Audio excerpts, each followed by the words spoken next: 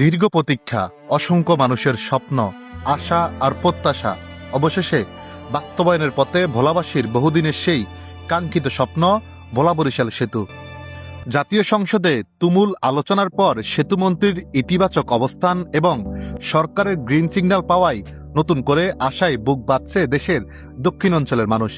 দ্বীপ জেলা ভোলার সঙ্গে মূল ভূখণ্ডের সরাসরি সড়ক যোগাযোগ স্থাপনের এই উদ্যোগকে দেখা হচ্ছে এক নতুন সম্ভাবনার দুয়ার হিসেবে। বাংলাদেশের একমাত্র দ্বীপ জেলা ভোলা, চারদিকে নদীবেষ্টিত এই অঞ্চল আজও নির্ভরশীল নৌপথের উপর। প্রতিদিন হাজারো মানুষের জীবনের প্রয়োজনে পাড়ি দেন উত্তাল নদী। ঘন্টার পর ঘন্টা অপেক্ষা, দুর্ভোগার অনিশ্চয়তা, এটাই যেন ভোলার মানুষের নিত্যদিনের বাস্তবতা।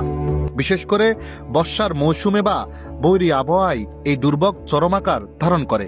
শিশু, বৃদ্ধ, অসুস্থ রোগী সবাইকে পোহাতে হয় সীমাহীন কষ্ট। কখনো জরুরি চিকিৎসার জন্য, কখনো শিক্ষার উদ্দেশ্যে, আবার কখনো জীবিকার তাগিদে নদী পাড়ি দেওয়া ছাড়া যেন নেই কোনো বিকল্প পথ। এই বাস্তবতা থেকেই জন্ম নিয়েছে একটি স্বপ্ন, ভোলা বরিশাল সেতু।